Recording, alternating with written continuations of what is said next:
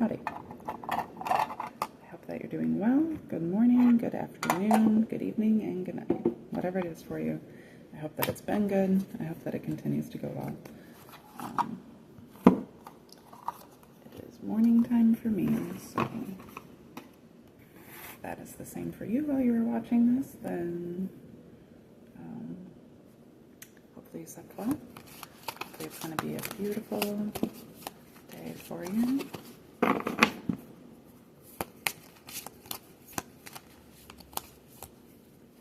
Good things are coming. I know. Sometimes it can be hard to hold on to that faith, but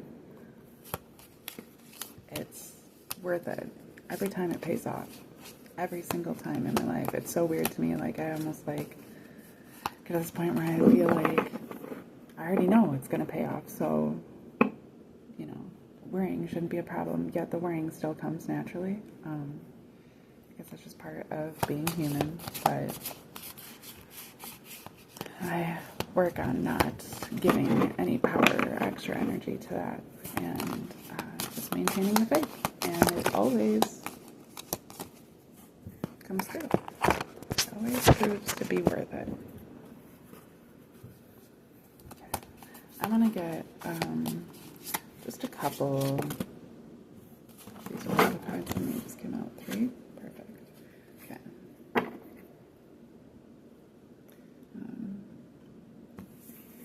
These 3 of them right now. 3 oracle cards, and then we're gonna get some of these tarot to come out under it to expound on them. These cards are still so stiff. They're so stiff that trying to like bend them ends up like actually bending them. So I really just try to work with them a lot. I think it's because of the blue, the shiny blue. But that's what makes it so pretty.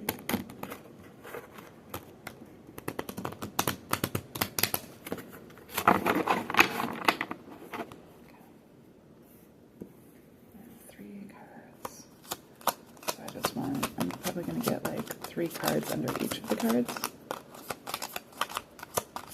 I think is what I'm going to go for.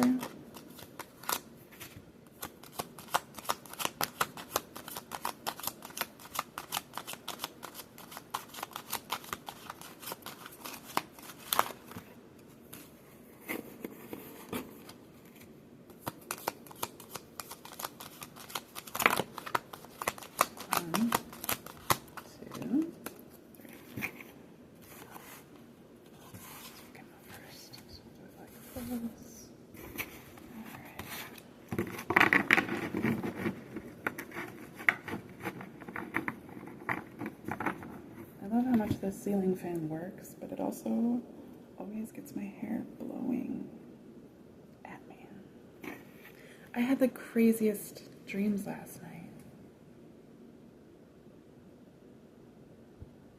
Part of it I was at my parents' house, but it wasn't my parents' house. It was like their new house, but it wasn't their house. But it was like where they're living now. And they had like so many dogs. They had like 8 dogs. Mostly little ones, a couple big ones. But I remember like looking around and being like, at first I saw a couple little ones and I was like, oh, you got new dogs? And then all of a sudden I realized that they had a whole bunch of dogs. And I was like, my dad doesn't normally like having so many dogs in the house. But when I lived there, there was 4 dogs. And then, because they have 2 little ones. And then my brother also, we also watched my brother's dog while they were on vacation or something. There was 5 little dogs in the house at one point, and it was actually kind of cute. But normally my dad doesn't like dogs, and so it was weird because there was like all these dogs in the house. And I remember just having like this skeezy energy. There was a reason that I was upset about them having so many dogs in the house too. Like it seemed like maybe they weren't supposed to have the dogs in the house, or they weren't even their dogs, or something like that. And like, I remember my parents came in, they were like laughing, and I came in from outside, and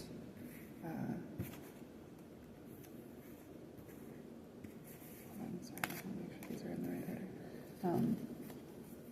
And they're like laughing, and I just had this weird energy about them. I really don't know what was even going on, but at some point in time there was like apparently this demon in the house, and they were going to try to capture him, and that's like what they wanted me to do.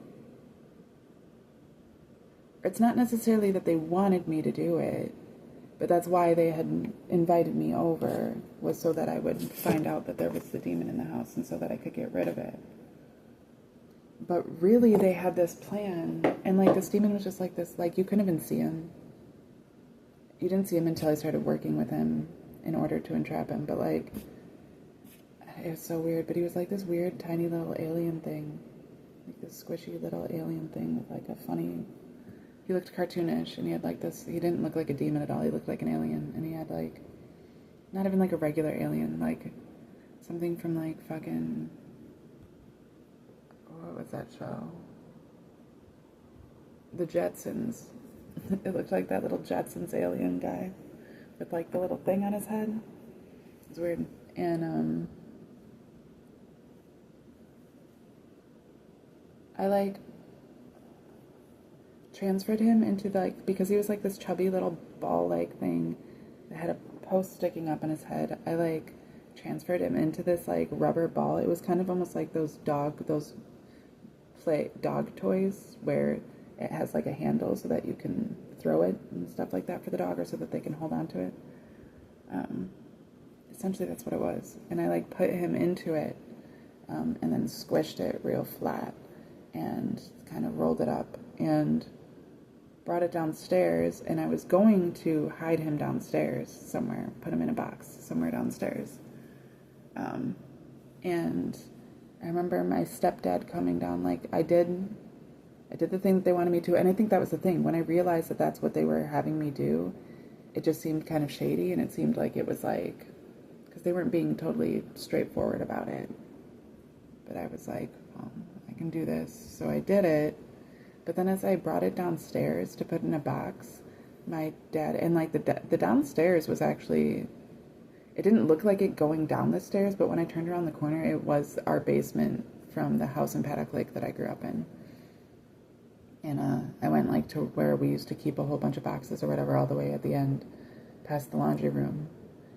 And I like had an idea of already where I was gonna put this guy, or what the box I was gonna put him in. And my stepdad came down, and kind of like, my parents were like laughing. They had this like, what did they call that? Duper's glee going on the whole time, which is what was making me really uneasy.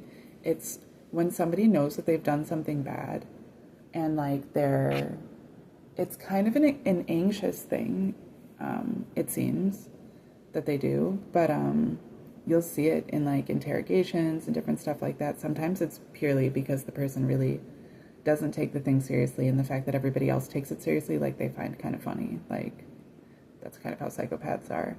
But sometimes it's just like if you do something that you know was bad, or like you make a mistake, you drop something, you break something, whatever it is, and like then you get caught, there's what is called duper's glee, which is like, well, it works in different ways. It's essentially that like anxious, like laughing and smiling and like trying to make light of it, right? But it's actually also like when somebody realizes, it happens a lot in interrogations where when somebody is under the impression that they're getting away essentially with murder, right? With something serious, and they're getting away with it, and they like can see that the person is buying into whatever it is that they've fed them. They get duper's glee. They just start like getting real giddy. And it's hard for them to, in their body language, to like contain that. And that was this energy that he brought downstairs, and I remember it making me really uncomfortable. And he came down, and he just had this big smile on his face. It was creepy. And then he like came near me, like came at me, and the dream kind of shifted at this point, but like, well, okay, I actually shifted out of the dream. I became more lucid to it. It's a protection method that I've learned in my sleep state. I tend to astral project very easily. And so there's like these different realms of sleep that I can place myself into, or that I'm even just placed into, different levels and stuff. Sometimes it's outside of my control. Sometimes it's within my control. Sometimes I'm totally in control of it and start like manipulating things where I can be doing all this different types of stuff. It really depends on how confident I am at the time. And I kind of already knew when I went to sleep last night that I was going to get preyed on in my sleep. Just because I wasn't feeling terribly secure when I went to bed. I've been doing my best to stay positive and to focus on the things that I am secure about, and I'm pretty good about it, but I'm still human. There's still different, ways that I can get down or just vulnerable in that type of way. So I kind of already felt like this was going to be happening. So I was somewhat prepared for it, but it did take me by surprise. I mean, anytime my family is in my dreams, I already know to be on guard. 100 times out of 100 times, it always ends up being something weird and tricky. It depends on what family members are in the dream as well. Anytime my family is in, there's always something shady going on. And so like as he comes quickly at me, like I kind of just like pull out of the dream a little bit. I'm still dreaming, but I like pull out of it a little bit where, how am I already running out of storage? I'm gonna have to do a two-part. Okay. This dream isn't even important. Either way, in the dream, he was trying to actually switch me with the demon. Like the demon was just what's that called? A decoy, right? Like just something that they were using to get me into that position, and then he was gonna actually try to entrap me in the same box that I was trying to put the demon, but I slipped away from it. And so then the dream shifted into another dream with other family members where they were like trying more subversive tactics. And it's hard for me not to fall for them, to be honest, when it comes to my family. It's my family. But either way, my dreams are really crazy. This says that there isn't any more memory, so I thought that I deleted the videos, but apparently not. It should have 2 hours worth of memory, so this has only been 15 minutes. So I'm going to just stop this here, and then I'm going to pick up where I left off, but just to show that this is the way that we have it set up.